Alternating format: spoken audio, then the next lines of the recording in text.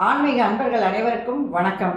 உங்களெல்லாம் இந்த ஆன்மீக சேனல் மூலியமாக சந்திக்கிறதுல நாங்கள் ரொம்பவும் சந்தோஷப்படுறோம். நாங்கள் போடுற வீடியோலாம் உங்களுக்கு பிடிச்சிருந்ததுன்னா நீங்கள் லைக் பண்ணுங்கள், ஷேர் பண்ணுங்கள். குளத்தூர் பாபா டெம்பிள் சேனலுக்கு நீங்கள் சப்ஸ்கிரைப் பண்ணுங்கள். நீங்கள்லாம் என்னோட வரும்பொழுது இன்னும் நிறைய விஷயங்கள் நாங்கள் சொல்ல கடமைப்பட்டிருக்கோம். வாங்க இப்போ நம்ம வீடியோக்குள்ளே போகலாம். இன்னைக்கு மார்கழி 26, திருப்பாவை பாடல் 26.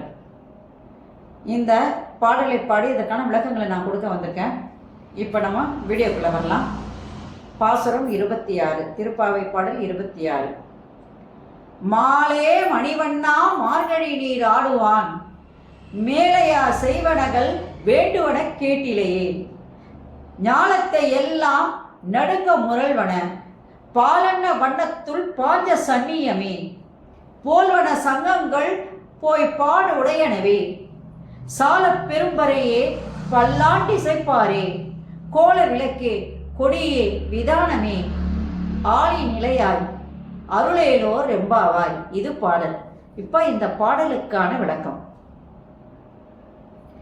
எம்பெருமானிடம் சிறப்பாக நம் தேவைகளை வேண்டி பாடுகிறாள் ஆண்டாள். என்னென்ன தேவையோ அதையெல்லாம் இப்ப கேட்டுட்டாங்க அந்த அம்மா. அதை பற்றி பாடுகின்ற ஒரு பாட்டுன்றதுனால இது மிகவும் சிறப்பு வாய்ந்த ஒரு பாட்டு. அவங்க என்னென்ன கேட்க போகிறாங்கன்றத நம்ம இப்போ அவளோட காத்துக்கிட்டு இருக்கோம். பார்க்கலாம் என்ன கேட்குறாங்கன்னு. பக்தர்களிடம் நீங்காத அன்பு கொண்ட நீல நிறம் கொண்ட கண்ணனே. கண்ணன் வந்து நீல நிறத்தில் இருக்காராம். அப்படிப்பட்ட கண்ணனே, இது வரைக்கும் கருமை நிற கண்ணன், இப்போ நீலவன கண்ணன். நாங்கள் மார்கழி நீராடி நோம்பு நோற்று எங்கள் தேவைகளை வேண்டுதலாக முன்னே வைக்கின்றோம். இத்தனை நாள் அவங்க என்ன பண்ணாங்க?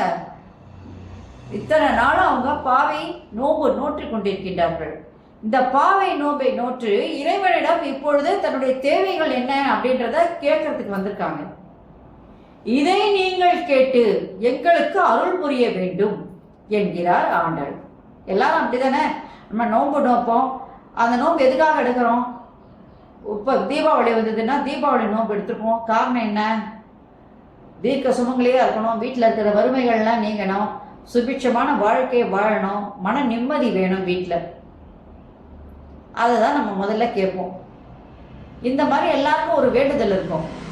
அந்த மாதிரி வேண்டுதலை இப்போ இங்கே முன்னாடி வைக்கிறாங்க ஆண்டாள். அவங்க என்ன கேட்குறாங்கன்னு பாருங்க. இப்போ சாமிகிட்ட எல்லாத்தையும் சொல்லிட்டு, நாங்கள் நோம்பு நோட்டுறதே எங்களுக்கு தேவையானதெல்லாம் உங்ககிட்ட கேட்கறதுக்கு தான். அதை இப்போ நாங்கள் கேட்குறோம், நீங்கள் எங்களுக்கு அருள் புரியணும்னு சொன்னாங்க. அப்போ கண்ணன் என்ன பண்ணுறாரு? கை மேலுக்கு அவர் வந்து அந்த ஆசனத்தில் உட்காந்துக்காருல, கை மேலே வச்சுட்டு ஆவலோடு என்ன கேட்க போகிறாங்க இவங்க அப்படின்னு ஆவலாக இருக்காங்க. நமக்கும் ஒரு ஆவல் இருக்கும், அதே மாதிரி அவங்க இறைவனுக்கும் ஒரு ஆவல் இருக்கு, என்ன கேட்க போகிறாங்க அப்படின்னு. ஆண்டாள்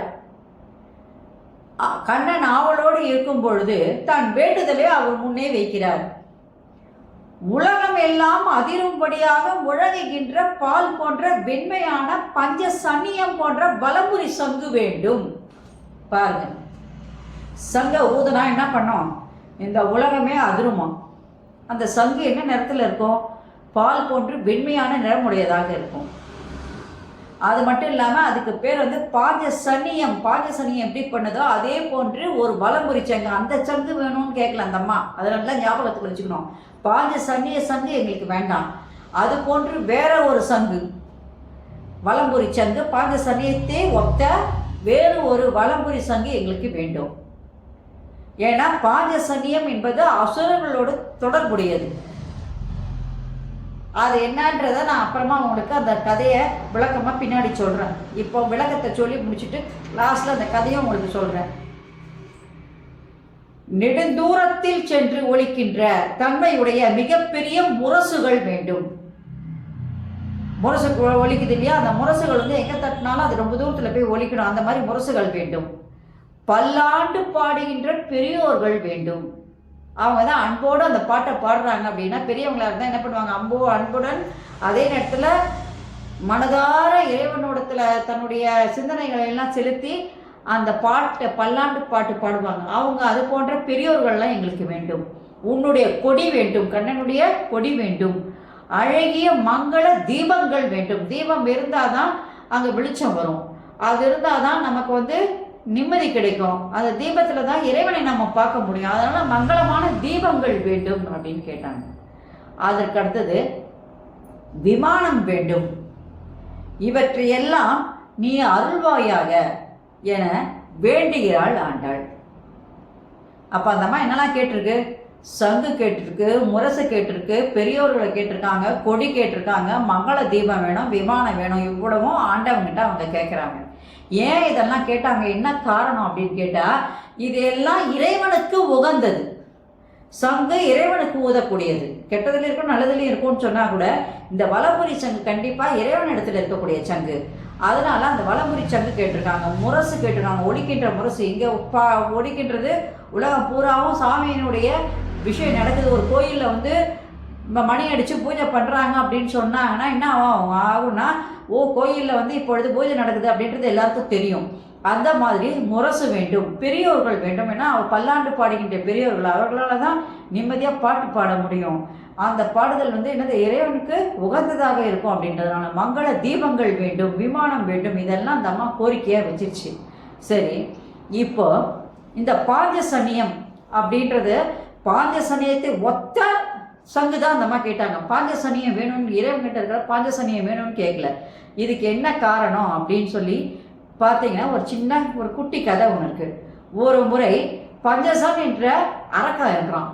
அவன் என்ன பண்ணுறான்னா, அங்கே இருக்கிற முனிவர்களுக்கு எல்லாருக்கும் எக்கச்சக்கமான கொடுமையை பண்ணுறான்.